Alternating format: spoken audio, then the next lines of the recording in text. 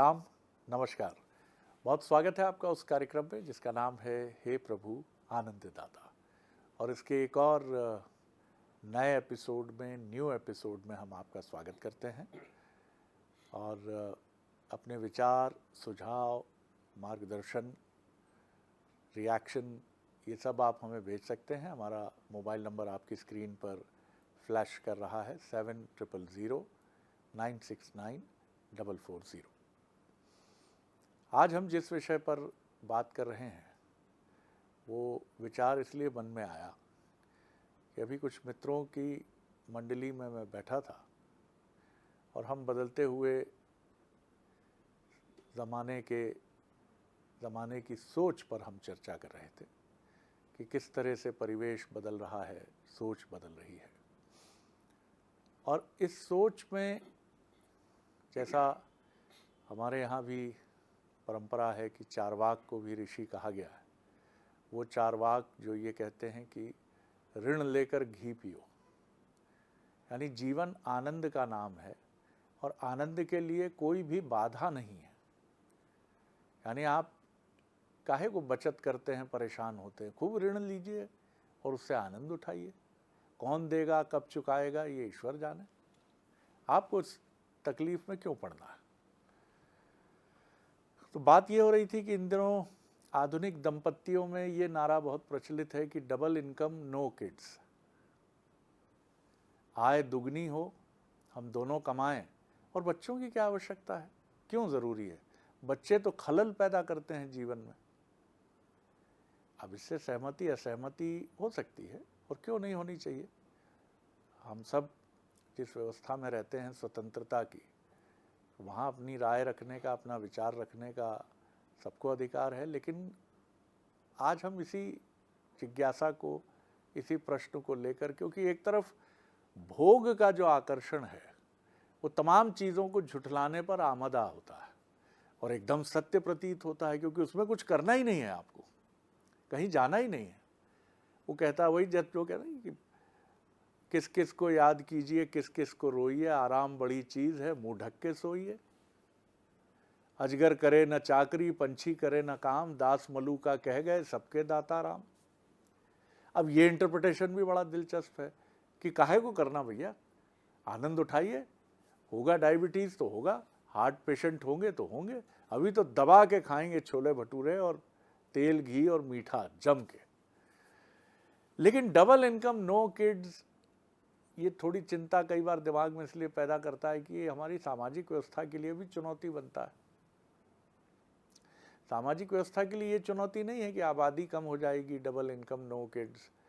जो समाज के मानदंड हैं उन पर आघात होगा। अभी आपने ये मर्यादा, मैं इसको कहूँ कि ना कहूँ, इसको लेकर मैं उलझन में हूँ, लेकिन इतना जरूर है कि इससे कुछ सामाजिक ढांचे का जो रूप स्वरूप है वो लड़खड़ाएगा।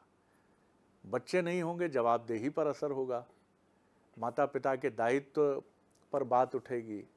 पप्पा जल्दी आ जाना, नन्ही गुड़िया ले आना, ये सब गीत कहाँ कहाँ रोएंगे जाके कोने में। तमाम बड़ी बातें हैं, लेकिन भोग वर्सेस योग ये कह लीजिए तो दोनों चिंतन बड़े आकर्षक हैं। ईश्वर से मिलने का भी, और क्या भोग से भी ईश्वर की प्राप्ति नहीं होती। क्या भोग की तरफ गए तो ईश्वर विरक्त कर देगा आपको, कहेगा नहीं मेरे पास आने की जरूरत नहीं है, तुम भोगवादी हो, भागो यहाँ से।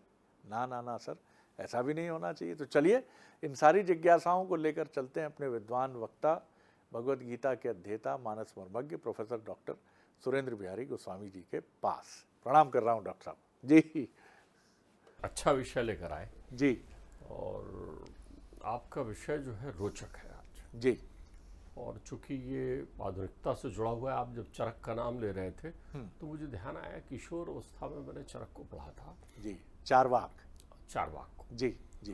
तो चारवाक को जब मैंने पढ़ा, चरक और चारवाक में सामंजस्य अलग हो जाता है जी। चारवाक का वो ऋणम कृत्वा घृतम पिबेत, हाँ जी, ये मुझे याद हुआ था श्लोक, ऋणम कृत्वा घृतम घृतम पिबेत। तो वो मैं दिमाग में लेकर रहता था कि ऋण लेकर घी पीने की विधा जो है वो उन्होंने चारवाक ने हमको समझाई है।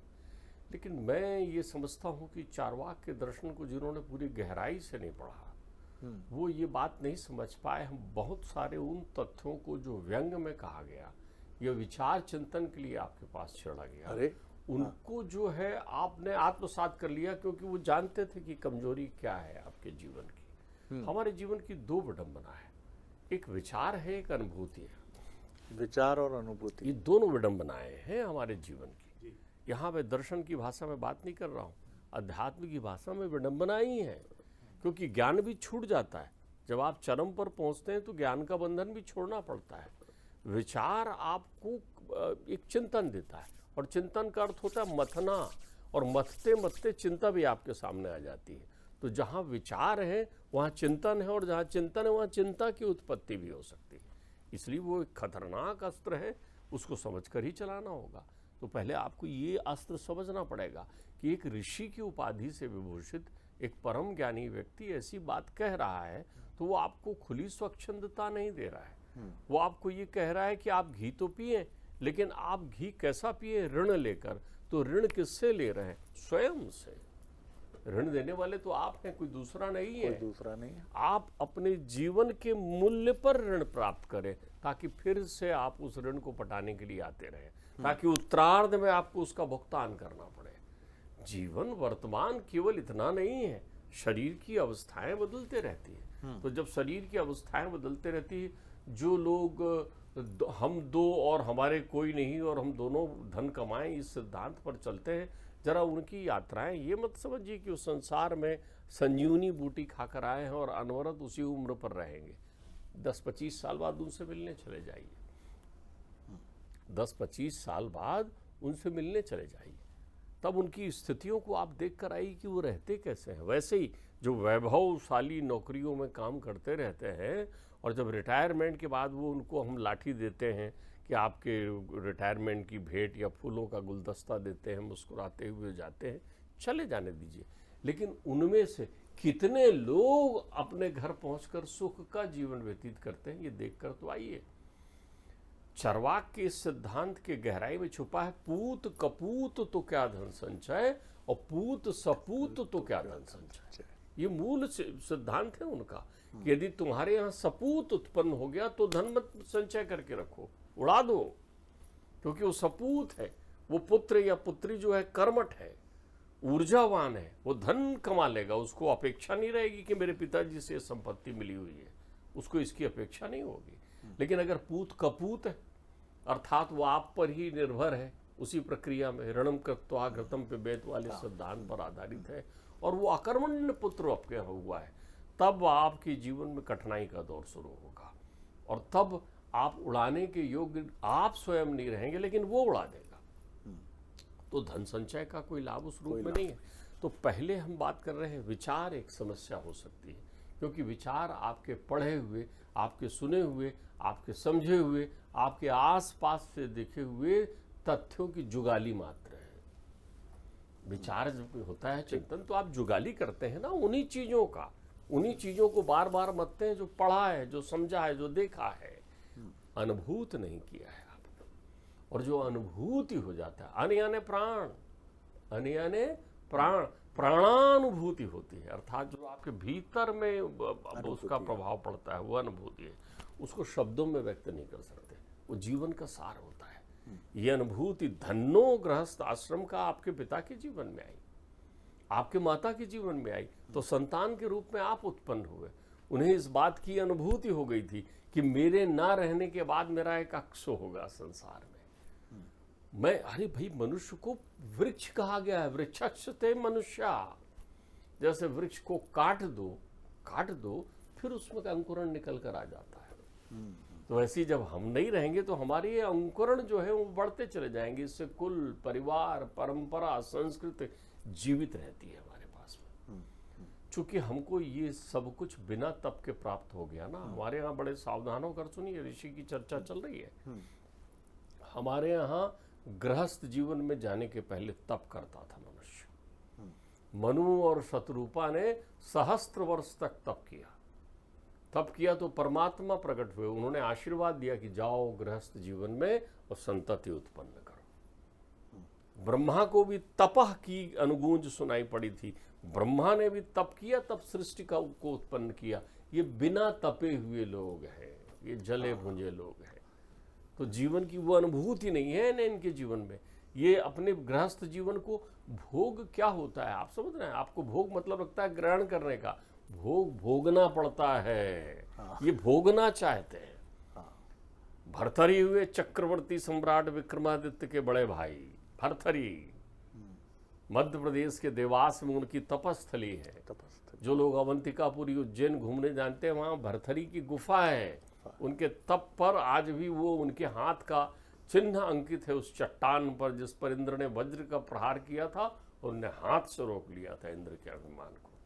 तप कर रहे थे। भर्तरी ने तप में ये जाना, भोगा न भुगता वय में भुगता।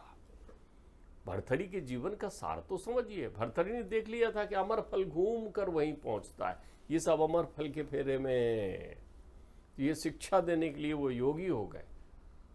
जो व्यक्ति जो है भोग से भुक्त होना हो जाता है वो योगी नहीं होता, लेकिन जो व्यक्ति भोग से मुक्त हो जाता है वो योगी होता है। बहुत ध्यान रखिएगा, वो भोग से मुक्त हो गए तो उन्होंने सिद्धांत निकाला, भोगा न भुगता वय में भुगता। हम भोगते हैं, कोई ग्रहण करके आनंद लेने की विषय वस्तु नहीं है। हमारे यहाँ बुंदेलखंड में कहावत है, भैया भोग रहे। ये अच्छा शब्द नहीं है, भोग रहे। तो भोग को तो आप प्रसादी समझ लेते हैं कि भोग रहे हैं, तो उसको योग का प्रतिलोम भोग हो ही नहीं सकता। भोग तो सजा है। आप ये ध्यान रखिए, जो जिनको कारावास मिलता है उनको लिखते हैं ये भुक्त है। इसको भोगना होगा। 14 वर्ष का, 7 वर्ष का, 6 माह का कारावास भोगना होगा। यही तो भोग रहे हो तुम जीवन में। और इसको अपने जीवन में भोग का मतलब वो भोग समझ लियो जो तुम्हें प्राप्त होता है, वैभवता मान लियो। ये वैभवता बिल्कुल नहीं। भर्तरी के जीवन में एक, जब वो चक्रवर्ती सम्राट हुआ करते थे, उन्होंने आसन छोड़ के दिया विक्रमादित्य को, तू रख। जब वो चक्रवर्ती सम्राट हुआ करते थे वो भी एक समय में, तब उनके पास एक योगी आया। उन्होंने उनको एक अमर फल दिया। वो अमर फल देकर कहा कि आप इसको ग्रहण कर ले तो सदैव वही रहेंगे। हमारे यहाँ समस्या ये है कि हम समझते हैं हम सदैव यही रहेंगे। अच्छा, अभी तो युवा हो, जब वृद्ध हो जाओगे तो अब आपको बड़ा बल, धन के बल पर सब काम कर रहे हैं ना, जो किसी काम नहीं आता। धन जो है उस समय बिल्कुल काम नहीं आता जिस काम के लिए आपको उसकी जरूरत होती है। धन चिकित्सक को चिकित्सा के लिए दिया जा सकता है, धन सेवक को उसकी सेवकाई के लिए दिया जा सकता है, लेकिन कोई धन आपकी पीड़ा का हरण नहीं कर सकता। कोई धन आपकी चिंताओं का हरण नहीं कर सकता। कोई धन आपके भोग का हरण नहीं कर सकता, जिसे आपको भोगना है। गुजरने दीजिए समय, 50-60 साल के होने दीजिए, तलाशेंगे इधर से उधर। वो हा ही ठिठी सब गोल हो जाता है। जीवन में एकांत और सन्नाटा और सन्नाटा। उस समय वो बहुत सारे लोगों तो मैंने देखा कुत्ता बिल्ली को पाल कर बैठे हुए हैं कि हमारे पास तो डॉगी है ना, वही हमारे अब संतान की तरफ आ गए। अरे डॉगी 7 साल जिएगा, 10 साल जिएगा भैया, फिर दूसरा डॉगी ले आना, फिर तीसरा डॉगी ले आना, लेकिन तब वो डॉगी तेरी वो सेवा नहीं करेगा। उस डॉगी तेरे साथ सत्संग करके संभाषण नहीं करेगा। ये तेरी आत्मीयता है, मूक प्राणियों के प्रति तेरा प्रेम बहुत अच्छा है। लेकिन अगर गृहस्थ जीवन में आया है तो गृहस्थ जीवन तभी पूर्ण होता है जब तू संतानवान हो। और मैंने बार बार आपसे कहा है कि संतानवान होने का अर्थ पुत्रवान होना नहीं होता। पुत्र या पुत्री कोई हो तेरे आंगन में उसकी किलकारी गूंजे। अभी तेरे ऊपर एक ऋण बचा हुआ है, पितृ ऋण, उतार उसे।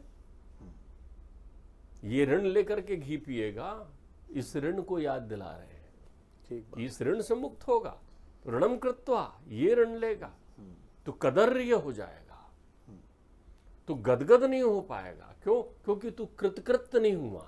जीवन तेरा कृतकृत नहीं हुआ। हनुमान जी कहते हैं ना, अब मैं कृतकृत भयो मैं माता, अब कृतकृत भयो मैं माता। तू कृतकृत हुआ क्या?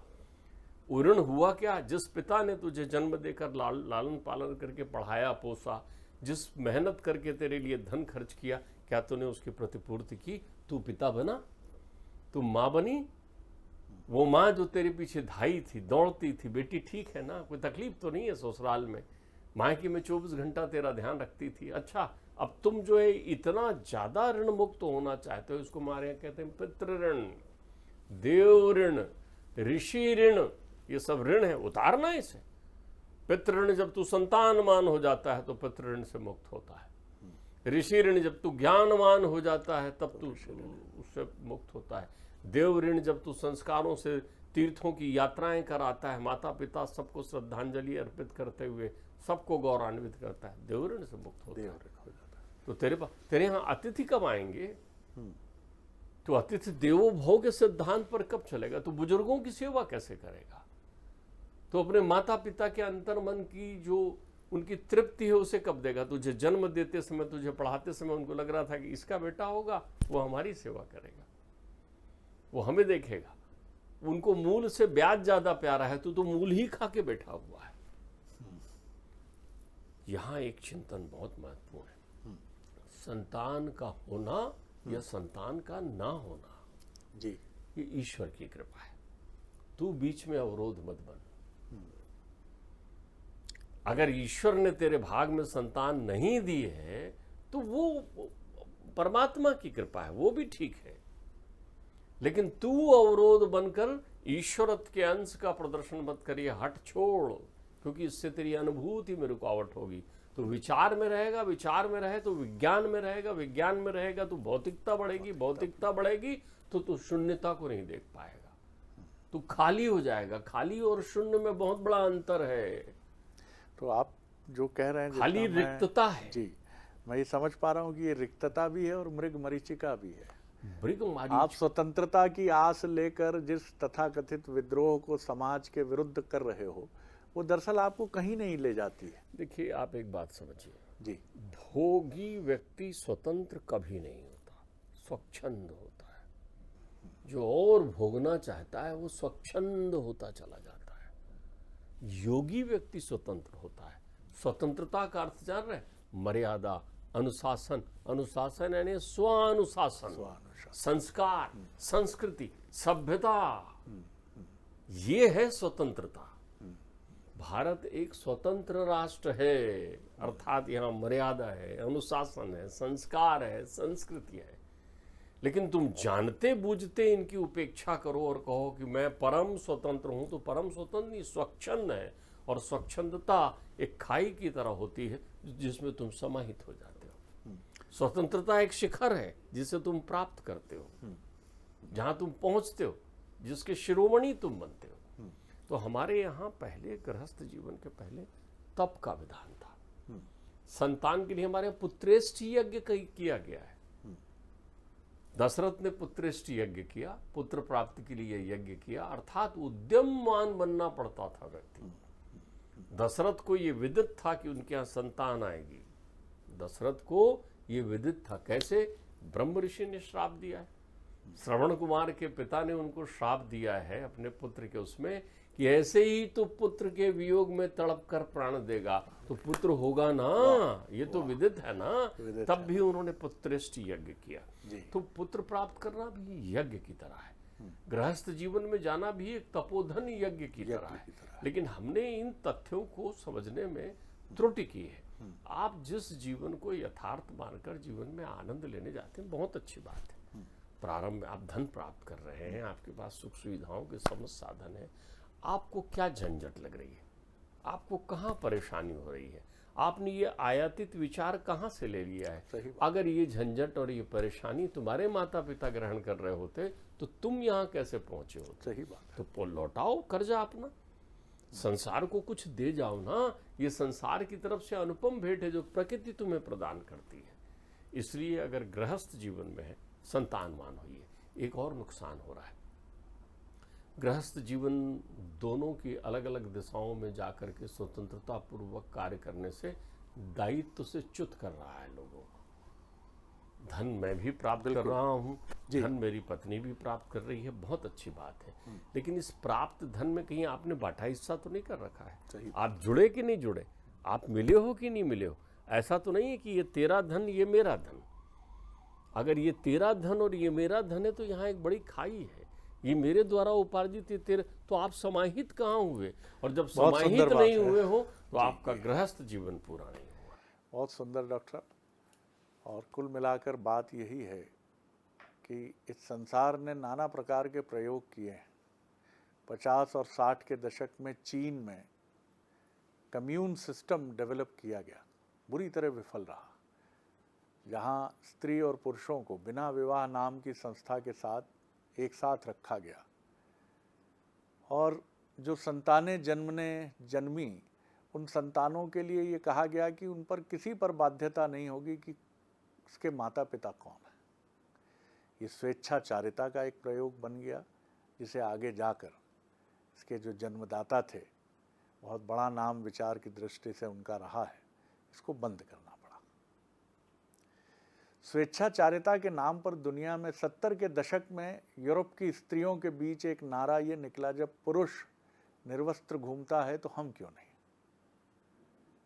ये नारा भी कई आक्रामक स्लोगन्स के साथ आगे बढ़ा और अपनी गति को प्राप्त हुआ। दरअसल ये जो भेद की हमारी दृष्टि है, ये भेद की दृष्टि हमारी है, जहां स्त्री कहती है समाज की है, लेकिन हम इसको कहीं ना कहीं एक कुदरत की परंपरा से भी जोड़ देते हैं। कहीं हम ये भी आरोपित करने लगते हैं, जो पूरी तरह मिथ्या होता है, कि ईश्वर भी ऐसा ही सोचता है, स्त्री को कम अधिकार है, पुरुष को अधिक। ये बिल्कुल मिथ्या है। ये दरअसल हम स्वतंत्रता लेने के लिए कुछ ऐसे तर्क गढ़ लेते हैं, जैसा डॉक्टर साहब ने कहा कि हम स्वच्छंदता की तरफ चले जाते हैं, हम अराजकता की तरफ चले जाते हैं।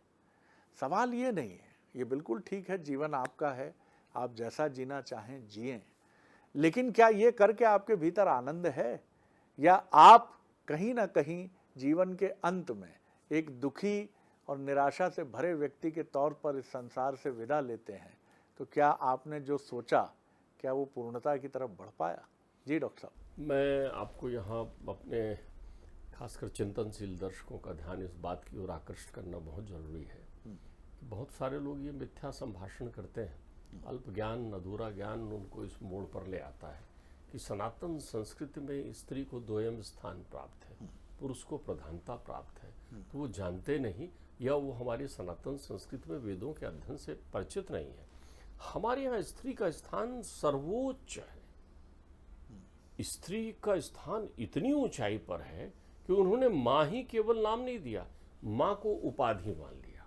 तो ये उपाधि जहां पर भी है वो सर्वोच्च पर है, चाहे वो भारत माँ के लिए हो, चाहे वो अन्नपूर्णा माँ के लिए हो, चाहे वो लक्ष्मी माँ के लिए हो, चाहे सरस्वती माँ के लिए हो, चाहे धरती माँ के लिए हो।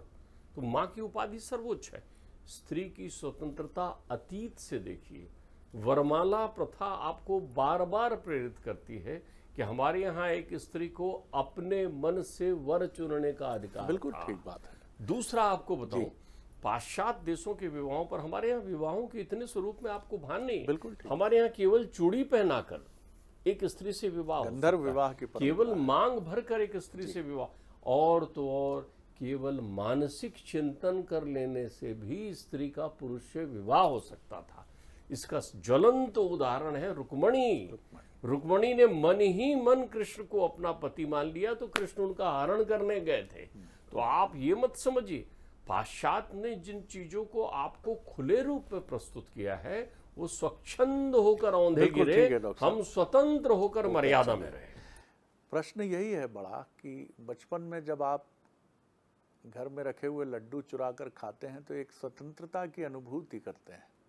आपको लगता है कि इस समय कोई नहीं देख रहा है और आप अपनी प्रिय वस्तु का जी भर के सेवन कर रहे हैं, और फिर उसे डब्बा बंद करके वहीं रख देंगे और मन ही मन मुस्कुराएंगे कि माता को पता ही नहीं चलेगा, पिताजी को पता ही नहीं चलेगा कि मैंने मिठाई का जी भर के सेवन किया और फिर वहीं रख दिया।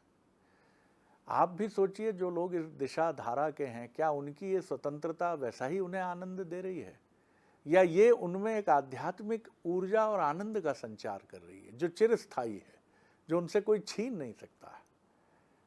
दरअसल चाहे उन्मुक्त यौनाचार हो, उन्मुक्तता से या अराजकता से, स्वच्छंदता से जीवन जीने की शैली हो, जहाँ माता पिता के लिए कोई जगह ना हो, समाज के नियम कायदों के लिए कोई जगह ना हो, ईश्वर के लिए भी कोई जगह ना हो, वहाँ आपको ये भाव तो रहता है, जब तक आपके भीतर शक्ति है कि मैंने किसी को नहीं रखा अपने बराबर, ईश्वर ने तो गुलाम बना लिया था, माता पिता नाम की संस्था के प्रति आदर से भरने का भाव दिया गया, मैं इन सब से अलग रहा। लेकिन आखिर इन सब का समापन कैसे होता है? क्या अंत तक यही भाव आपके मन में रहता है?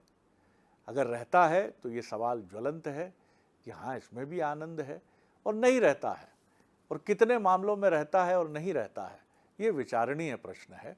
और नहीं रहता है तो आप ये मानिए कि ये आध्यात्मिक ऊर्जा नहीं है, ये अराजकता से और चोरी करने से प्राप्त होने वाले आनंद की या किसी की अवहेलना करने की, कई बार उदंडता में भी बड़ा आनंद आता है।